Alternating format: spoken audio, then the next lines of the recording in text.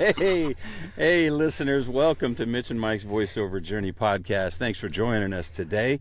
We got Mitch on the screen. We also got a new friend, D'Andre Noire. And Mitch, I'm going to have you introduce D'Andre, and then we'll hear some of his story. Man, oh man, I feel like I did this already. I'm going to be transparent. We did this already, but we thought Riverside wasn't recording. So Yes, I'm going to go through. D'Andre's going to hear a lot of nice compliments today, and they might sound exactly the same as the ones I gave him. But this is my buddy from Facebook. We met about a year ago, and we started following each other about a year ago. And every now and then we'd comment on each other's stuff, but I've been able to watch D'Andre be in so much stuff. Like I guess I've never been friends with an on-screen actor who's like working full time, which you'll find out later, and and seemingly always working, which I keep commending him for. So, D'Andre, please tell us kind of how you got into this. Mike, I bet he didn't say this before. Well, I'll say what I said last time, too, is D'Andre. Mike, as if I'm saying it for the first time. Yes. I'm interested in hearing your story because you are an on-screen actor and we are voiceover actors, and it's just a little different and yet all the same. And so interested in hearing your journey and how that butts up against our journey and what they look like. So. Of course. Well, again, I want to thank you two for having me on. It means a lot to me that I'm on here and been able to speak to you as well as your podcast listeners. So I started out from about 3 years old in church. My mother would take me out, and I was the only kid in little plays that they were trying to do to get to the youth. So I would have my lines memorized, and I'd add a lot of extra flair into that and really get into the character. And from that point on, following elementary school, middle school, high school, I knew that was exactly what I wanted to do. And, I tried a couple other things, to see if it was, my solidified, path in life, because it's a choice. Oh, yeah. Tried, the medical field. I'm not good at math, so that wouldn't have worked. And then, just a couple other avenues, but I always came back to acting. So as soon as I left high school, I went directly to New York. Okay. I figured that was like, the motherland. Everybody goes to New York to, act. And I have family from there. A lot of my family's from New York and New Jersey. Cool. So I said, how bad could it be? And it was pretty bad. I became homeless there like within the first 2 months. Whoa. Yeah, so I was there homeless for about 8 months, just trying to get my foot in the door. I pretty much overshot everything that I was trying to do. I tried to join the New York Film Academy. I only wound up taking like a week of their acting course. I didn't get enrolled in their college like I thought I was supposed to. So pretty much I was going around every morning, keeping up appearances, going to the cafes, literally just looking up, gigs and different casting calls for acting. And I got a couple of them, that really kind of whetted my appetite. But once everything was getting a little too hectic there, I used the money that I earned from those gigs, flew back to Florida, was going to start again. And pretty much just built myself up, learned how to do it the right way, baby steps instead of just, full sending it over to New York. Mm-hmm. That's when I landed my first agents. And I started off with an agency called Level. And then from Level, I went to my current agency, 22 Talent. And Okay. I absolutely love them. And we've been together for about, I believe, 3 years now. Can you only have one agent? Is it like common to have multiple agents? It depends on your agency. Some of them will have you exclusively sign with them, but other agencies like Level is more of like a freelance agency where you can have multiple. But my agency 22 is exclusive. Okay. Gotcha. Yeah, that's a lot different than the VO world where there's a lot of regionals. I mean, you can have several nationals as well, and agents in several countries and everything. So that's Yeah, that's an interesting difference between the onstage stuff and I guess on screen. Do you do stage stuff too, or are you strictly in film? Strictly in film. Like I started doing stage when I was in high school, and that was pretty much just get the acting Right.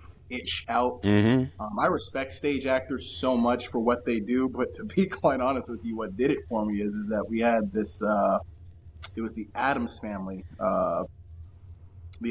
play, Okay. and I was playing the Grim Reaper, and I had to flip this staff up in full makeup, full hood, and catch it, and that was really nerve-wracking for me.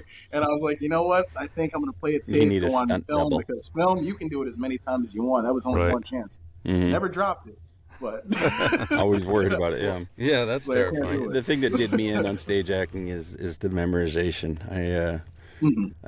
I don't have the mind to memorize anything anymore, so it's good to be behind the mic and have a Right. script up that I can read and screw up and re-record and all of that. But It was the acting kudos. for me. I'm the exact same It way. was the act. Yeah, well, Yeah. Mitch, you're not very much of an actor. So. I just couldn't. Just couldn't. Ooh. Got him. Ha! So before we get on to like all the wins that I'm guaranteed you have now, I'm really excited to hear some of the low points too, because every actor has them, and I'm not sure Absolutely. how those butt up. But Well, I don't know. Homeless in New York seems pretty low, Mitch. it's pretty I mean, low. I There think he's could already be hit more, that. Mike. I want to hear the bad boys. Okay? I want more. I want to feel good about myself. So how did you keep? So you said you bounced around a little bit and tried different jobs, medical field and such. How did you keep yourself on track? Because Mike and I fell off, and we didn't get back on for a long time. Me, a very long How did time. you keep yourself on track at all with all those hardships? Primarily, I think that's from a combination of a couple of things. I think that was from my upbringing, which was essentially that if you want something, then you don't let anything get in that way of it. So no matter what obstacles you face, if you're facing obstacles, that means you're doing something right. Because what you want in the long run isn't going to be handed to you easy. Otherwise, everyone else is going to be doing it. Right. But it was also because it was one of those things that I knew in my heart that this is what I want to do. And if I'm not doing it, then I'm not going to be happy in life. And if I want a happy life, I got to, pursue what I want. So that's kind of like the mindset that I always had. I had teachers that were telling me that it wasn't a real job or that it's something that's a hobby, which I always take offense to. It is and for of some. course, New York was a pretty terrible time. Yeah. I had to develop like a whole little routine there because I didn't tell anybody that I was homeless. I just kind of played it off until I couldn't anymore. But just keeping that goal in mind that I got to get up and I got to make it happen. Because if I don't make it happen, no one else is going to do it for me. Right. And it might be one of the coolest parts of your story now. Yeah. Just one of those Jim Carrey was homeless too. There's I heard a lot of about that. a lot of the good ones. Yeah, I mean, there's so many stories out there of actors and actresses who they were on, who was it? Was it? It was one of the friends. I think it was Matt LeBlanc was like on his last $12 in his bank account when he got the role of Joey Tribbiani on Friends. And Wayne Johnson. Yeah. Mm. So it's great that you had the stick-to-itiveness to even when times were bad, you knew this was the dream. You knew this was what you wanted to do. And I think that's where, I was in LA, I was young, and I thought, that's what I wanted to do. And, I tried not tremendously hard, but, still had the day job and was trying to do things to see if I could break into Hollywood, and it just didn't happen. And I was like, well, that's not for me. And I moved on. And then, 20, almost 30 years later, here I am getting back behind the mic. So, Proud of you. a lot of time away, but yeah, I'm back. Yeah. So Now we're here with our ultra professional podcast. yeah. Yeah. So many people listen to us because we're so good. Yeah. So D'Andre, how, if you don't mind my asking, because if you're just listening to this, D'Andre is quite a handsome young man. Dashing. And he's definitely young, and he's much younger than me, and most likely younger than Mitch. D'Andre, how old are you, sir? I am 27 years old. Ouch, that's half my age, dude. That is exactly half my age. Well, yeah, the future is bright, man. And the world is Thank your you. oyster. That's for sure. But so what? Mitch wanted to hear the pitfalls. I want to hear. Once you got back from New York, you got back to Florida. You got an agent. You got a different. I mean, what is it? Was there a snowball effect? Was there something where you got something and then you got something else? And what was like? What did you feel like was the big break? Let's see.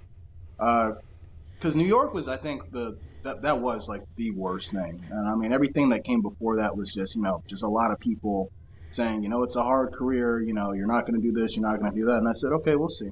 But I think the biggest role where everything just kind of just started like coming in was in 2021. I got this movie out in LA with this woman named Diane Foster, who's a fantastic individual. I was on Actors Access. I was here in Florida. I was in a really bad relationship at the time, and I'm just scrolling through. So I'm like, let's see what's going on the Los Angeles side. Not thinking that, I would have a big chance, but, try it. You never know. I auditioned, got a call back, and we did a whole little back and forth over Zoom. She said I was the first person that she saw that read for the part, and she said she knew she had to have me. Flew me out there, housed me, fed me, to and from set, explored California. It was amazing. Wow. And after that, I guess that kind of gave me like some sort of legitimacy. And then roles just kind of started coming in from there. And then I had this short film that I did just before or after I went to California, still around the 2021 range, called Shape of the Past. And that was the first film I ever had in a film festival. Okay. And from there, I started meeting all of the, the independent filmmakers, Chris Lato, Rick Danford, and they kind of, propelled me into things, and it just went off from there. So that's how I'm able, to work every month. Essentially, it's all just the fantastic people that I've met along the way that I've built this rapport with. It's just good people, working with good people. That's cool. And how do you I know how I do it, and I know how Mike does it. We talk over Zoom with a lot of people. Yeah. We meet people in classes and stuff like that. How do you approach someone like that, or do they approach you? Typically, now they kind of approach me, just because, the work's out there, and, I like to be a part of, like, the acting community. So I'm always somewhere. But beforehand, before, I wasn't really well known, I would come up to someone and say, do a little research on who's there. And I'd say, excuse me, such and such, I'm a big fan of your work. Here's my card. It's got, where you can find my demo reel, stuff like that. And I'd say, if you're interested, I'd love to work with you, shake a hand and keep it moving. But now people, message me, and it's, it's a real honor. It's like, wow, you get to a point, it's like, I don't even have to audition anymore. They're just, it's like, I think you might be right for this part, and it's a really great feeling.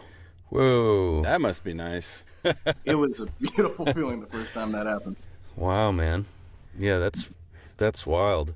And I know we talked a little bit about the genres you like to work in. You're more of a dramatic actor. Yes. I'm more around the comedy, and I would say Mike is kind of in that more of a character himself. Yeah, I like to build a character. I like the drama stuff too, though. I mean, I don't know if I have as much. I don't have the chops for drama as much as I do comedy, but I mean, it's it's there, and I do like a good challenging script. But yeah, so I mean, what flavor of drama? I mean, what have you done? I mean, what types of scripts have you been involved in? A lot of sci-fi drama, and then more of a psychological drama. Like my first official big thing was Shape of the Past, which was a sci-fi drama.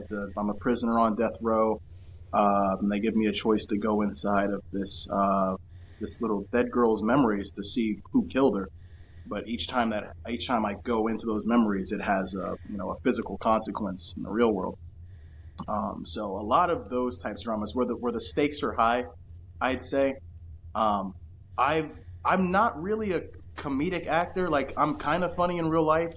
Like, I'll say something like that's really out of pocket and people laugh about it, but like it's like I don't really know how to bring that to screen. The first, like, I guess comedic role I did was this movie that just got released called The Clock, where my character's, the comic relief. And that was kind of like me wetting my toes into that world. So it's something that I'm still working on as an actor, just kind of, understanding how can I bring, my sense of humor to the screen and do justice to it. Right. But yeah, that dramatic aspect, more serious. I like playing detectives, where there's a mystery involved. I like those types of things. I've been doing a lot of horror recently, which are I love it. It's always a great time. I love That's the why slasher. Mitch likes you. It does. Yeah. I do see a lot of that. I mean, there were motorcycles. It's There the was season. like, I don't know. Yeah, it's the season. So that's interesting. Talk more about that. What is horror season and why is it now? There's just shifts in Hollywood where things are just public interest. Like, public interest a couple years ago, everyone was obsessed with vampires and then zombies, and now it's in our little acting field right now. It's more horror, and now we're getting more back into like psychological dramas now. Okay. So it's just kind of a shift of public opinion, I guess, of what's going on, and that's just something I guess the filmmakers as well as us actors listen to. I consistently ask people that, support me, what do you want to see? And I'll kind of based upon what roles I accept given on that. But I also don't want to miss out on the horror stuff as well. So, I'll do some horror. That's my little guilty pleasure. Yeah, that's So fun. are you the slasher or the slashee in these things? Both actually. Ooh. I did a movie called Psychoscience last year where I play the killer. These two, it's a riff on Weird Science from the 80s, I think. Yeah. You remember that one, right? Yeah, I'm old enough to remember Weird Science. Got him. I watched that one in the theater. That's how old I am. Oh, man. Thank you so much. And the seats didn't recline. Oh, I was thinking I'd do it. But Perfect timing. It's a kind of a blend of Weird Science meets Psycho. So the two main women, Candy and Mandy, they create me, the perfect man, but they use the template of a serial killer. So I'm going out there, without them knowing, just murdering people while being the best, boyfriend I can to these two. We're all in a throuple, so that's a little interesting thing to throw in the mix. But we just finished a movie called Creeper in the Woods, where I'm one of the people that is being hunted by the killer. So I like both aspects. I like exploring the mind of the slasher because I like to bring in something that's not typical. Instead of hacking and slashing, I want to give a reason.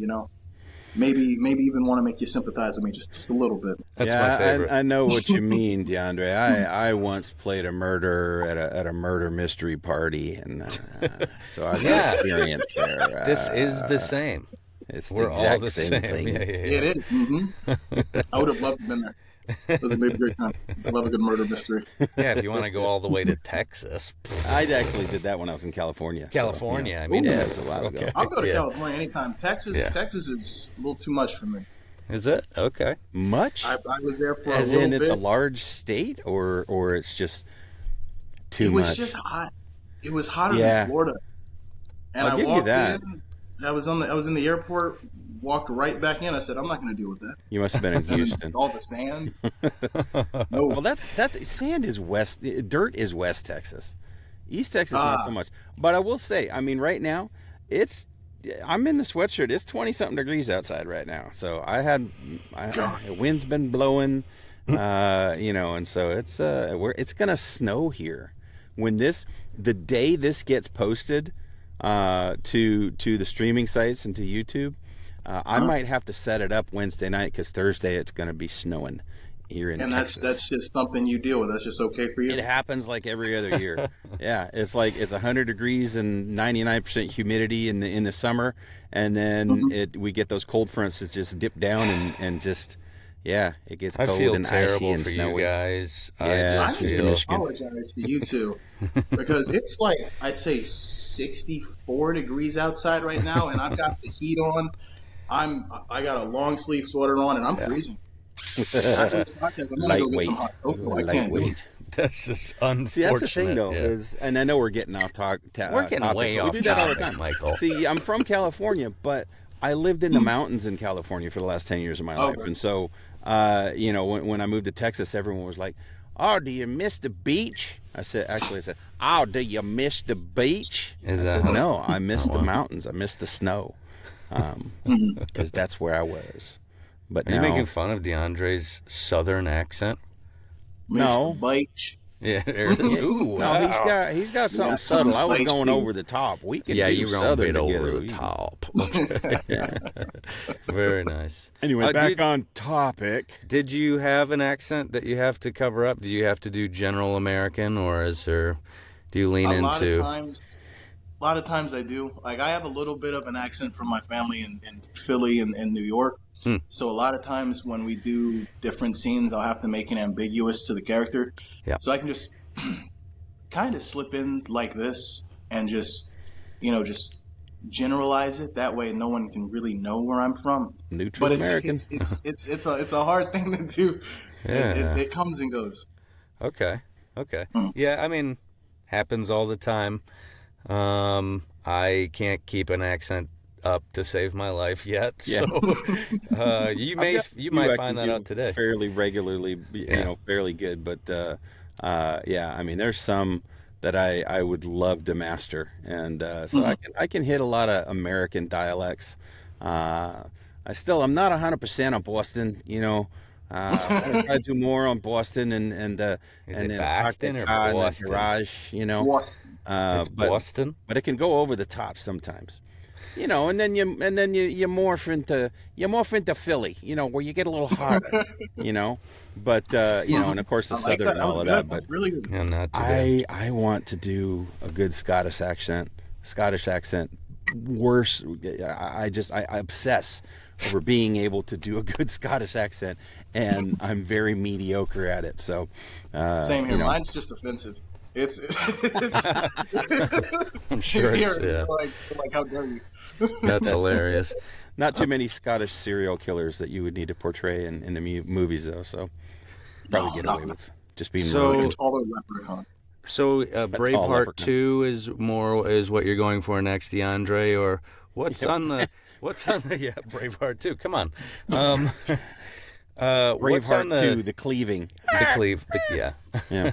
No more freedom. No more. So what's next? Like, what's your dream? Mike's got Disney. I've got I don't know, anything from comedians, big mouth style, adult comedies for me. What about you? What are your dreams? As far as the acting world goes, I really want to be, I guess, a different type of mainstream actor. I want to promote more realism into the acting world and not, like the flashy facades. My bigger dream is to, get a stronger foothold with Lionsgate. I've worked for them before, and I have a pretty decent relationship with a couple of people there. So that's, as far as the acting world goes, that's where I really want to be, is the more mainstream, and to get more of a solid footing in that world, but also use that influence to assist people that are less fortunate. If there's one thing that being on the streets in New York taught me, is that there are people out there that need help, and it was kind of disgusting being in that environment, and no one bats an eye. So I think that would be using that type of influence to, I guess, not only bring awareness, but actually do something about it. It's one thing to say, you want to help, but I want to, actually create programs or places for homeless, or, people with mental disabilities, or, drug addiction, because it's necessary. That's amazing. Yeah, that's great. I'm on the same page. Mine is more of a if I win the lottery situation, because I don't think voice acting is going to get me to that. But yeah, you never know. I'm just hoping that this keeps me going for, I'm 10 years away from retirement. If I can retire and be able to make, a decent 5-figure income on voice acting on the side there, that's the realistic dream. Yeah, but the ultimate dream is to be that voice in a Disney, animated Saturday morning cartoon or whatever, streaming cartoon or whatever. But on that dream topic, I'm wondering, is there like a director out there that just wows you, that you would be like, if I could work with anybody, that's who it would be? Ooh, probably Ridley Scott. The range of films that man has produced is insane. Like, one of my favorite films is American Gangster. And that is, I love crime dramas. Of course, I love Denzel Washington, but then you also have Prometheus and those outer worldly type things. So like the realism to sci-fi is insane, and that's exactly what I want to go for. Something more grounded to something more fantastical. Just to really flex to see what I can do. So if anybody, definitely am. I don't know what I was expecting. I don't know what I was expecting to be your near favorite or your favorite movie, but I don't think I would have ever guessed Ridley Scott, American Gangster. I don't know why. Both. It's a good flick. Great. It's a good flick and I a love great me a director. Good gangster movie. Yeah, it's. I don't know where I would have put you on that. Dramatic. That makes sense. So it's like, what I love is so diverse. Like, there's a movie called Overlord. It's about Nazi zombies. Love that. Cowboys and Aliens. Yeah. Love that movie. I think that's a Jon Favreau movie. Yeah. But yeah, it's Daniel Craig and Harrison Ford. Oh yeah. Yep. Magnificent Seven. I love westerns. I love spaghetti westerns. Fistful of Dollars. First western. Yeah. There's nothing quite so cinematic as that. Was it the Mexican standoff with? Yes. Yeah. Yes, beautiful. That was high drama, high tension, right there. And they sold it. Oh yeah, they really do. It still holds up to this day. All the quick cut facial close-ups and everything. That was some good stuff. What are we talking about? Fistful of Dollars with Clint Eastwood. Okay, I've only seen maybe Lee one. Van Cleef and Eli Wallach, I think. Wow, I need to go back and watch some of that stuff. Yeah, that Man with No Name trilogy is some worth good stuff. watching. Yes. Okay, guys, I finally saw Fargo, so I guess I should move on. That was homework I gave him like 6 months ago. Yeah, my buddy bought it for me on Blu-ray from a used store, so I would finally watch it. It's fine. Did you like it? It's fine. Yeah, it wasn't. It was funny, but Coen Brothers, hit or miss for me. Not. It's strange. Oh yeah, you got to get the true coat. Yeah, yeah. No, here's the deal. Yeah. The scene where they find they're out there like investigating the bodies in the field or whatever, and she's like, geez, about I'm to gonna puke barf. there. Yeah, I'm gonna barf. Yeah. So funny. That is pretty hilarious. That funny looking guy. I think it's past. Yeah, that's pretty funny. But I do have a question that I ask almost everybody, and I might have already set you up for this one. Is there any actor out there, or even director, someone in your field that we need to look out for, that you would recommend, like, hey, an up and comer we could either interview or just watch, and you've been watching? So there is a film that I'm getting ready to do. It's kind of like a drama erotic. Like, I've never really delved into that type of thing before. Her name is Mackenzie, and she's been in a couple of things with me before. She's been in Man in a Blue Suit. She's fantastic actress, wonderful to work with on and off camera. And then also Ariella Agin. The first one goes by Mackenzie. That's it? Mackenzie. Mackenzie, I believe her Facebook last name is Arian. or Aaron, Mackenzie Aaron. One of those two. Mackenzie Aaron? Not sure how to Okay. pronounce it. That's fine. But she's fantastic, and also Ariella Agin is also just phenomenal as well. I think those two people are my favorites to work with. And they give you moments to play with, and so we bounce off of each other literally that's amazing. like scene by scene, to the point where it's like we have like a whole additional scene that we just kind of just improvised. And how often does that happen in a on-screen indie style Probably depends film? on the director, doesn't it? Yeah. Yeah, on the director. I mean, some directors I've worked with, respectfully like their vision, the way that they wrote it. So I'll kind of lay off the ad lib, but I'm a big ad libber. I like to really delve into the character, so some things just kind of just roll with it. But other times, they'll let you they'll keep rolling, let you have your little moment. And then one of the openings to a film I just did, we stuck to the heart of the script, but we improvised a lot of that, and it worked so well. It felt so natural, like we were just, it really felt fluid. And does that come natural to you, or was that classes you took? It comes natural, actually. I've only done a week conservatory program at New York Film Academy, but a lot of my skills and like the artistic choices that I use come from just my own personal training and studies. I have multiple notebooks that I keep notes in on specific movies, feelings, and then I have like a little manual for myself that I made, literally how to break down a script, how to break down a character from my own personal experiences. So I use that whenever I do a new character, or if I'm, just in general, and more so if it's something that I'm not used to. So it really comes in handy. That must be pick nice your brain to be about self-taught and naturally talented. I don't know what that's like. I don't know what that's like.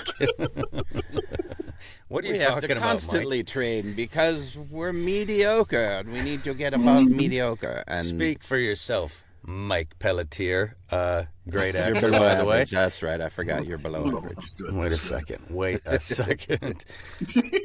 It's starting to feel like a specific time in my night. Oh, wait. I have one more question. Oh, okay. And then you can make it your specific time. I don't. And D'Andre, feel free to not answer the question. I'll answer. And it's a two-part question, but I'm only going to ask the first part. Because I don't want to, delve into anything you don't want to say. But it's a yes or no question. D'Andre, is D'Andre Noire a stage name or your real name? Noire is a stage name. My first name is D'Andre, and Noire is a stage name. And I chose it because it felt more me. It felt like something that I represented. Like, my favorite color is black. Everything, like almost all, my mother gets on me all the time. She hates when I wear black. She says, "Why are you always wearing black?" I love it. I look good in it. Yeah. But my curtains are black, my room's black, and it makes me feel creative. It gives me almost like it makes me feel good. So I wanted to reflect something that, I could bring out into the world that would not only represent me as a person, but also kind of give the stigma that just because you're in the black doesn't mean you're, depressed and upset with life. It's just a color, and it's, if it represents you, I think it should shine on. So I promote everything. I think black's great. Black is beautiful. I mean, look at me. But You're so beautiful, D'Andre. You're just so beautiful. I've been trying to tell people this. If you listen to us, you need to then afterwards go find us on the YouTube and just see how beautiful this young man is. Yeah, you should be D'Andre Beautiful, not Noir. I don't know if you put it up there. Put a lot of work into my skincare. Yeah, I'm just naturally glowing. That's good. all. I don't know. Hey, listen, we can't all be as aged as you. I know. It's finely aged. You forgot the word finally. You Oh, yeah, just yeah, said yeah. aged, Mhm. which is Like hey, vinegar. we can't all be as old as you are, Mike. No. All right, Mitch. Go ahead. Go ahead. That was my last question. Go ahead. Was it going to be what was your real last name? Was a two-part question. Yeah, but I wasn't. But I'm not going to ask a question. Like I said, I don't want to. I don't want to We're not delve gonna that deep unless ask it. D'Andre's like. We can do it. I mean, I don't We're care. not going to ask. People are going to It's stalk you. Hobbs. Hobbs. Hobbs. That is, Okay. yeah, that's my government last name. I'm gonna change my name officially to Noir, but that's my government last All name. right. I was Um, expecting something like Doofenshmirtz or something that like Yeah. needed to be changed. Or like my last name that no one can say first times. Yeah. hold on, Oh yeah, give her a shot. That's it. Leskinich, less,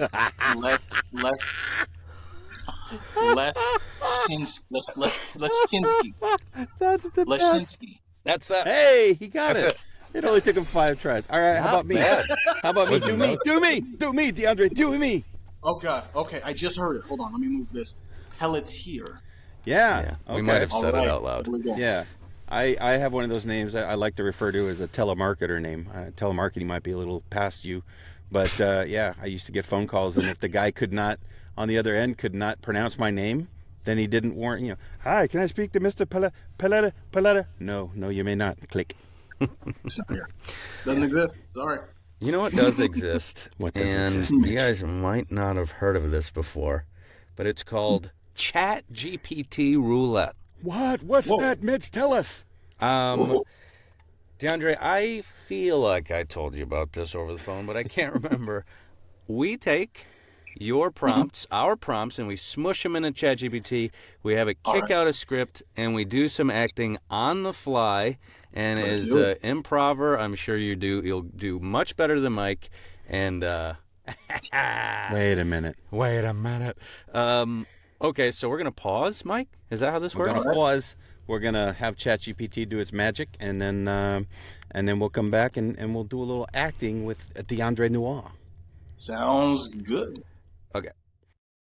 Oh, Oh, are you ready now? I'm not ready. Did I start too soon? Okay. Hey, we're back. Oh no. Yes. We made it. Here we go. All right, so we got a fun script. Mitch, why don't you describe it? Oh well, the way I'll describe it is, Michael. Hold on, let me see. It's a road trip. Me as a cat, Mark as the owner of the cat, and a bunny, which is Mike, are all on a road trip to their new home, and we're talking about what we're gonna do there. Mark's really just laughing at you. You'll figure it out. Yeah. I don't know what all that was. So, DeAndre, why don't you set the scene, and then we'll jump right into it. Alrighty, here we go. The scene opens in a car. The owner, Mark, is driving. The cat, Whiskers, lounges on the passenger seat, looking out the window. The bunny, Flopsy, nervously hops in the back seat. The car is packed with moving boxes. Alrighty, look, we are almost there, folks. Fresh new start, a new place. Come on, let's make it count. Huh?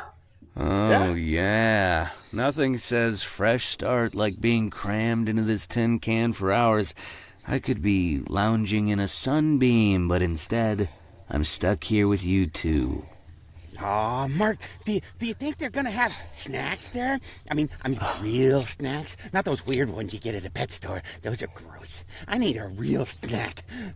What if we get there and there's nothing to eat, Mark? Oh, you're worried about snacks? Take some nip, man. I'm worried about my dignity. No cat should travel like this. It's not even what I signed up for. What are we doing? What are we doing here? Come on. You guys are making it sound like I'm driving you off to the wilderness, trees, and ticks. Relax, all right? There's plenty of food at the new place. We'll all be good. Food? Well, but what if it's the wrong food? What if the food there is evil? What if we starve in the middle of nowhere because you didn't pack enough food? What then, Mark? What then? Huh? I'm sure you'll manage, Flopsy. It's just food, man. But I'm more concerned about this. The car, the hours, the utter lack of luxury. Why am I even here? You said luxury. Did you mean like soft beds and lots of room to hop? Or like a room full of snacks? Oh, I'll accept either because I like them both. I want to hop and I want to snack and I want to snack and hop at the same time. Oh man, you two, you crack me up. Look, there's going to be plenty of room in the backyard to run around and frolic in. I'm telling you, this is going to be great. A backyard, right. I'll believe it when I see it. As long as it's somewhere comfortable, I'm not just running around. I'm finding the comfiest spot in the house, and I'm making it my throne. Mark, did you say a backyard with grass? I could hop forever. I could hop Eats grass. forever. I'm going to own that yard. I'm going to be the king of it all. And I'll have that corner, and it'll all be mine. Oh, yes. You two are hilarious, all right? Look, you're going to have a big spot, all right? Big yard, soft places to nap, plenty of room for you to run around. And, look, guess what? You can even stretch your legs. Stretch my legs? Yeah. Come on, Mark. I'll be too busy napping in the best spot. My legs are going to be stationary. You can run around if you want, Flopsy. I'll be relaxing. Well, you said snacks, Mark. You said snacks again. Are there snacks in this place? I'm telling you, I'll be the snack sheriff. Nothing will get past me because I'll have all the snacks and I'll keep them all safe. It'll be great. Mark. It'll be great. That's a knee slapper. You two are just, I can just eat you up. You're hilarious. Look, plenty of snacks. Got that covered. No worries. 0 cents an hour, all right? I went to the Costco before we went. Look, see that sign?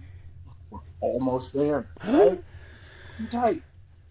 Okay, I'll hang on tight, all right? I'm just hanging on until we get my rightful spot in this new home. No one's touching my throne, snacks or not. Right. We'll defend our turf. You get the throne, Whiskers, and I'll take the snacks all to myself. I'll make sure no one eats the carrots. Not even you, big guy. Mark, the carrots are mine. Yeah.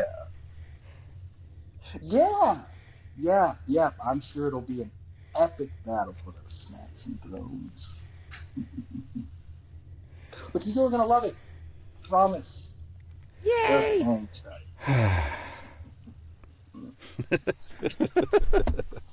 That's fun.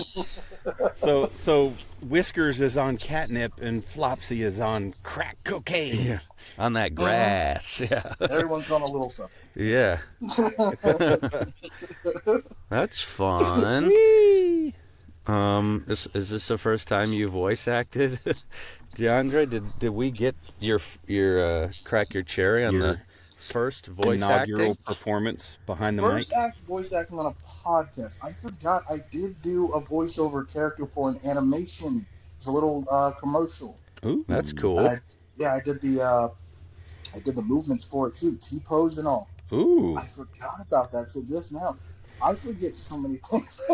See, Yeah, it must be you nice just had to have too so many many jobs. jobs Yeah. that you just Yeah. forget about things. Man, did I do that thing? Oh, did I do that? Was I in a Spielberg God, film? I I was. forgot about it.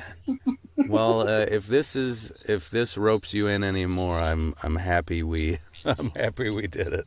Yeah. Great job, great work. Mike loved Did you while as you well, were gone. Bubby? That's I loved fantastic. it.